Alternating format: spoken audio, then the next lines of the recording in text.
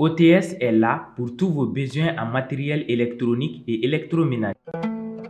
Sistra Technologies est une société de prestation de services et de commerce, évoluant dans le domaine des nouvelles technologies de l'information et de la communication, la fourniture de matériels biomédicaux, la bioinformatique.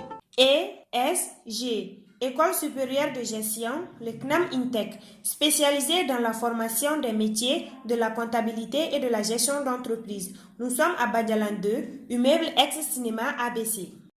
Parce que nous croyons au grand potentiel humain, parce que nous incarnons la performance, parce que l'autonomisation et le perfectionnement de l'édite constituent notre objectif. Rejoignez-nous, Université Bazo, la performance par excellence. Ravi de vous retrouver, mesdames et messieurs, bonsoir et bienvenue dans ce JT hebdomadaire sur Actuel Média. Voici les titres. Nous reviendrons sur le retrait définitif de l'opération Barkhane au Sahel dans ce journal. De nos jours, les réseaux sociaux ont favorisé les ventes en ligne. Des détails dans un instant.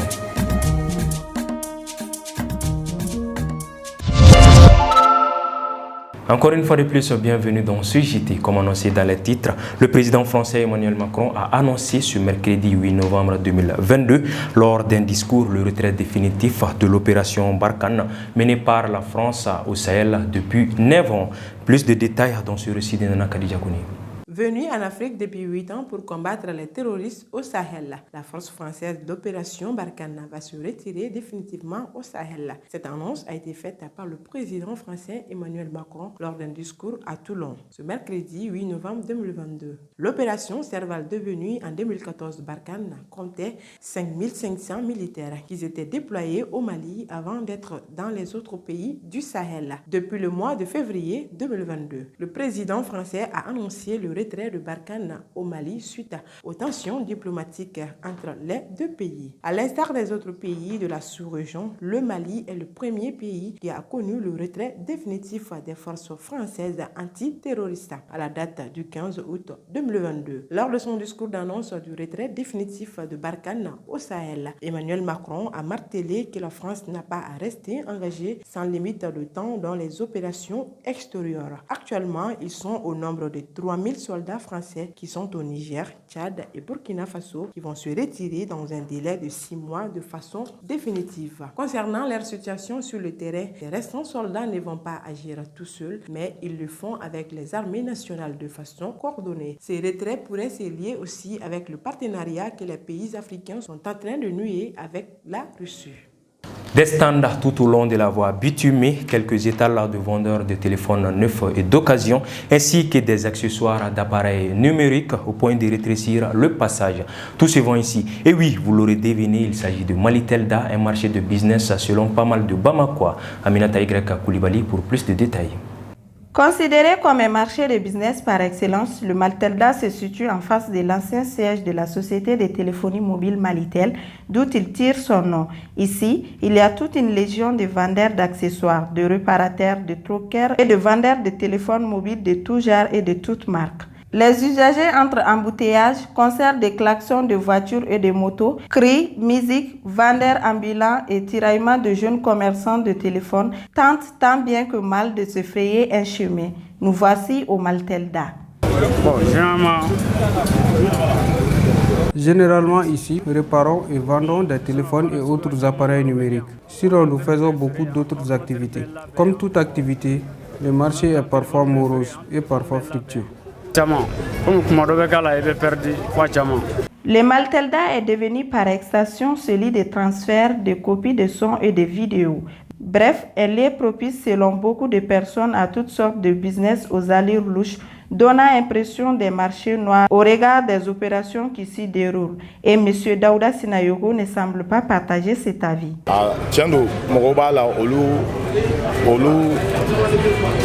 Certes, il y a des gens qui ne sont pas honnêtes, mais ici, chaque éducation est différente.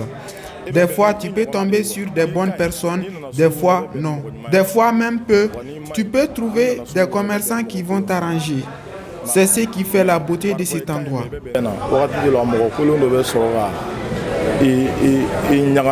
Il y a de cela quelques années, les commerçants de Malitelda ont été déguerpis dans le cadre d'une vaste opération de l'ancien gouverneur du district de Bamako, Amikane. Cette rue, transformé en véritable marché de téléphonie mobile depuis les années 2000, a marqué les esprits de ces commerçants depuis cette opération de déguerpissement. Ça a été un moment dur pour nous ici. Nous sommes des chefs de famille. Nous avons également des charges. Des fois, nous dépensons tout ce que nous gagnons dans la journée. S'il faut que tu quittes l'endroit où tu te fais des sous, forcément tu auras des soucis. Maltelda, c'est aussi le lieu des marchands ambulants de tissus. Actuellement, le marché semble perdre ses couleurs compte tenu de l'inflation économique. Je vends des tissus à Malitelda depuis 2 ans. J'ai beaucoup d'avantages en vendant ici. Mais cette année, le marché est peu fructueux, mais on fait avec. Un marché qui semble rentable pour ceux qui le fréquentent. Faire un tour à Maltelda donne l'impression d'être dans un autre monde. De toutes les façons, chacun y trouve son bonheur à part. Par ailleurs, les responsables syndicaux n'ont pas voulu répondre à nos questions durant notre bref passage. L'utilisation des réseaux sociaux a pris l'ampleur dans le quotidien de la population. Le e-commerce via les applications mobiles et sites de vente est devenu plus facile pour beaucoup de personnes qui en font un métier. Pourquoi ce choix? Fatoumata Dramé nous en dit plus.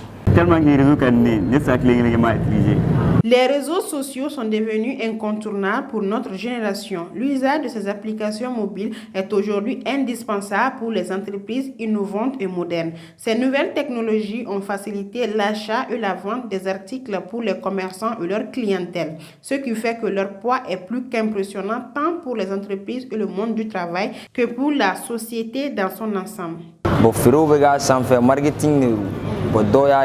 Les réseaux sociaux sont fréquemment utilisés. Certains en font bon usage et d'autres non. Personnellement, je fais le commerce à travers ces nouvelles technologies.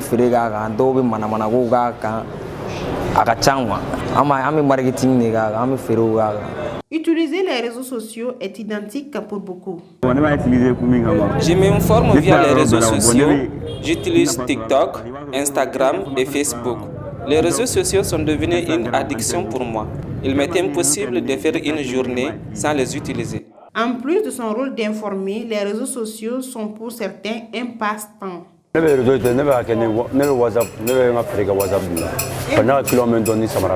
fais le commerce via WhatsApp. Je vends des sacs, pochettes et chaussures pour femmes. Dès que je poste les articles, les gens passent leurs commandes. Je discute sur WhatsApp. TikTok est mon passe-temps favori. À la base, je sollicite plus WhatsApp.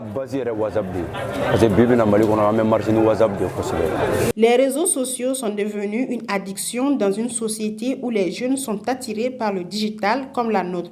Par-delà, beaucoup en font bon usage pour partager leurs articles avec les proches à travers les publications.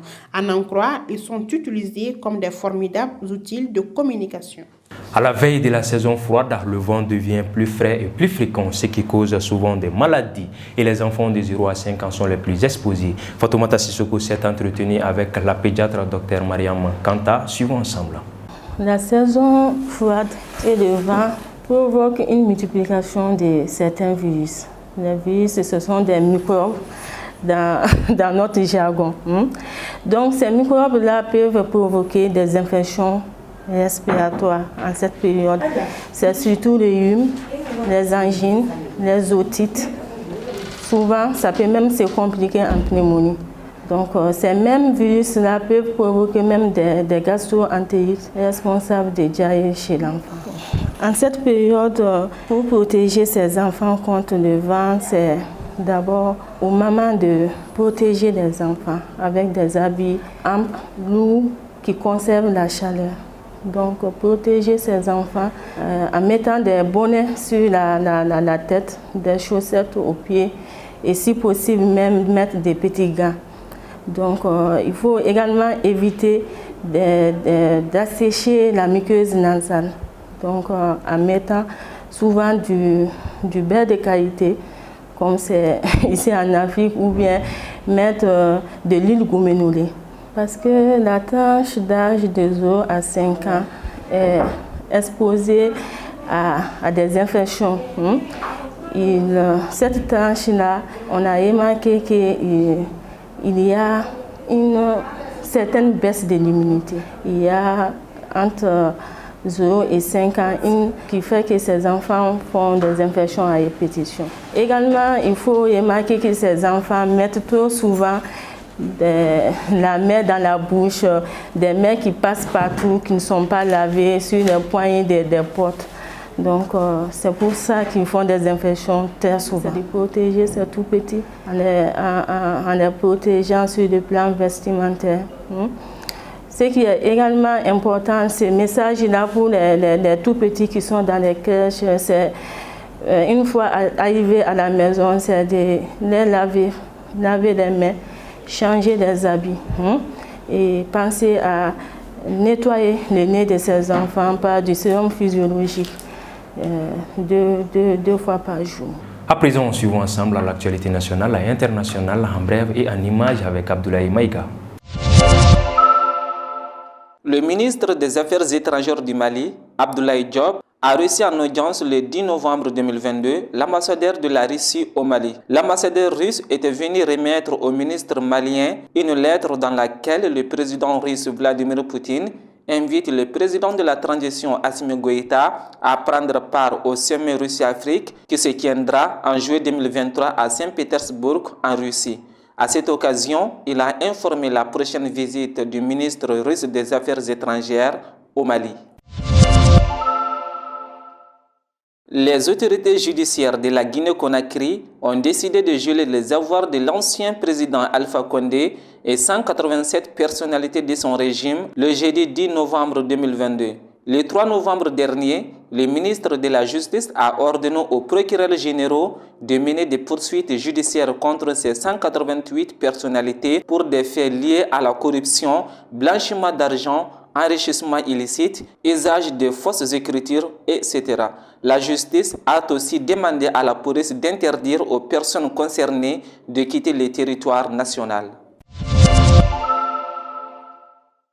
Des bureaux de la commission électorale ont été incendiés dans la nuit du mercredi au jeudi dernier dans le sud-ouest du Nigeria. Cette annonce a été faite dans un communiqué publié par la commission électorale le jeudi passé. À la suite de cette action menée par des hommes non identifiés, plusieurs matériels permettant la tenue des élections prochaines ont été incendiés alors que les élections générales sont prévues le 25 février prochain. La chef du gouvernement italien, Giorgia Meloni, a montré ce vendredi qu'elle a été très marquée par la décision de la France de suspendre l'accueil de 3500 réfugiés actuellement en Italie qui était prévu cette année. Selon le ministre de l'Intérieur de l'Italie, son pays a accueilli 90 000 migrants alors que les pays européens qui devraient l'aider à prendre en charge 8 000 personnes n'avaient accueilli seulement que 117. Voilà, c'est tout ce qu'il fallait retenir dans ce journal. Mesdames et messieurs, merci de l'avoir suivi. On se retrouve dans les prochaines éditions. D'ici là, prenez soin de vous et de vos proches. À la prochaine.